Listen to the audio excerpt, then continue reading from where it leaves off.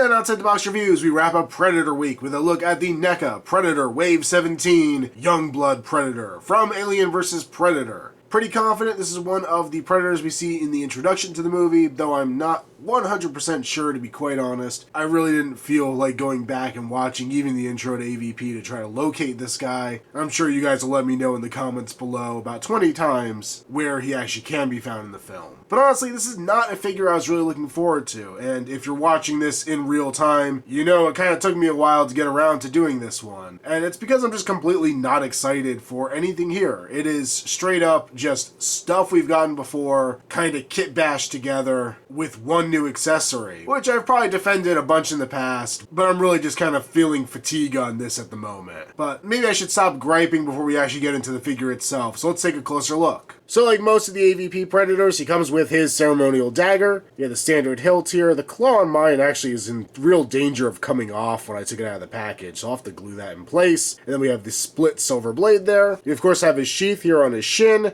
and it's actually not very decorated, just plain old silver, but that will slide right in for convenient storage. His other accessory is this combi spear, which is basically the same combi spear we've had many times before, but with an alien head here on the end. This is very similar to what we got with the Wasp Predator many waves ago, though with that one it was a different accessory. It was a different alien head on here and a different style spear. But we have the very black looking AVP style dome, where the other one was more of the knotted look. I like that the spear is sticking out through the top. We have green alien blood coming down, then all this kind of alien goo hanging out of the bottom, which has some good paint detail in it, some browns and oranges kind of mixed in with that bright green paint. We do have the nice silver teeth there on the front. It is actually a really nice alien sculpt. May just be something retooled from one of the normal alien heads. I would expect it to be, but without the articulation in some points, it actually kind of gives it this nice cleaner look that we don't get just because we sacrifice it for articulation, which isn't a problem with the actual figures, but seeing it just as a statue piece, I guess, is kind of nice. But the rest of the combi spear is pretty normal. We have the silver spike going through it, the copper ornamentation, nothing too crazy here. Biggest problem with this is it's a combi spear. It's very skinny, very flimsy, and very top-heavy with this alien head, and they only give us one gripping hand with this Predator. Now, of course, you can interchange Predator hands between different figures. It's a very similar paint job on most of them, but just seeing the accessory they're giving us, it would have made a lot more sense to give us that second gripping hand so it could hold this accessory a little better. Firmly grasp it in your hand.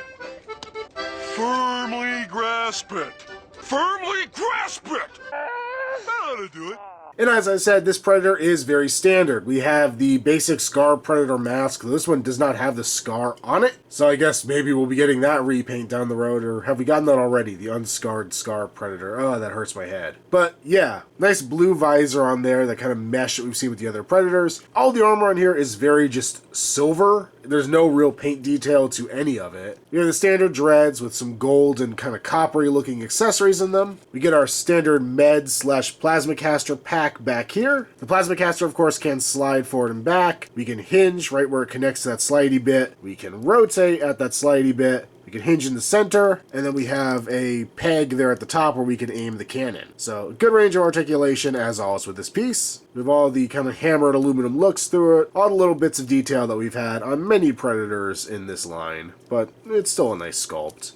It will, of course, pop off. We have the two spaces where it pegs in. We actually do also have the hole back here where you would peg in the clip. We also have the full spine armor here, which I know is going to hinder our articulation. On the neck, we have this collar that's very Mayan, Aztec reminiscent. It has some cool colors in it. It has that kind of oxidized copper and some non-oxidized copper, I guess regular copper, in there as colors. I do like the look of that. The front armor is just the half chest armor, so we have a leather strap going across his other side, and the standard AVP armor there on his left side, including the shoulder guard. No armor on the shoulder here on his right, of course. Both wrists do feature clawed gauntlets. They are kind of the standard sculpt here, and these are removable, not retractable, so you can either have them gone or on there. And exactly the same thing here on his other side. We don't get the cool one that flips open with a panel inside. As I mentioned before, we do get one gripping hand here on his left, and a fist hand here on his right. Going across his chest, we have a bandolier with a bunch of little skulls on it. I did also notice the netting on this predator is kind of back to where we were with some of the late Lost Tribe predators and things like that, where they're not hitting that netting quite as spot on, at least on my example, as they were with some of those earlier AVP predators that I was really happy about seeing. We get the full-on belt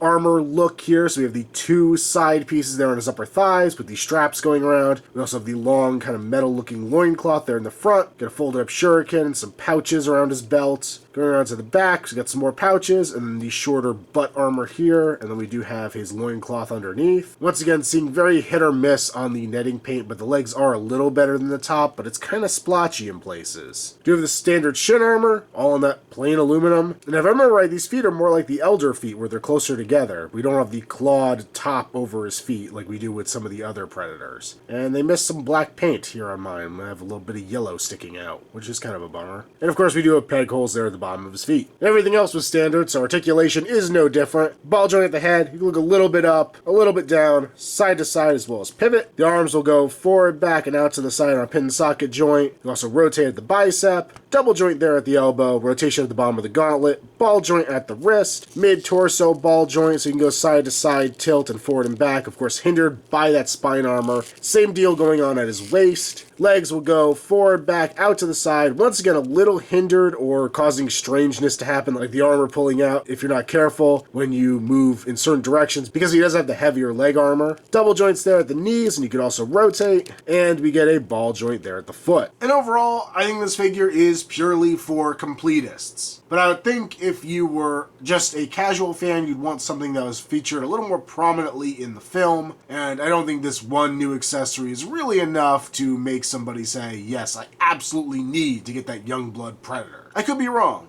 but just overall, I am severely unimpressed with how really lazy this figure feels. I know it is a character in the movie, and I guess I need to cut some slack for that fact, but this figure, more than any figure I've bought recently, has really made me kind of consider whether I want to continue being a completist on the Predator line. I've kind of stuck it out for a while, and I feel like this review in general is kind of going against my normal mentality. I try to look at these figures in as much of a bubble as I can and review them if this was your first Predator figure and not your 70th. But the total blandness of this guy makes it a lot easier to give it a solid not recommend. As I mentioned before, I am considering not being all in on the NECA Predator line anymore for multiple reasons, not just kind of fatigue with it, but also just space issues. It's impractical to have this many Predator figures in my collection right now, and adding new ones to it every few months is just adding to that impracticality. So, Predator Week will probably be back. Alien and Predator reviews are the ones that do the best for me anyway, so just as far as the channel goes, it makes sense for me to continue reviewing these figures. But I'll be honest, I may decide in the future not to review everything in a wave if I'm completely unimpressed by it. So, that remains to be seen. But anyway, thank you for joining me for Predator Week. Make sure you like this video and subscribe if you haven't already. Also follow me on Instagram using Outside the Box Reviews. Check me out on Facebook, link below. And until next time, this is Outside the Box Reviews. Stay tuned for more to come.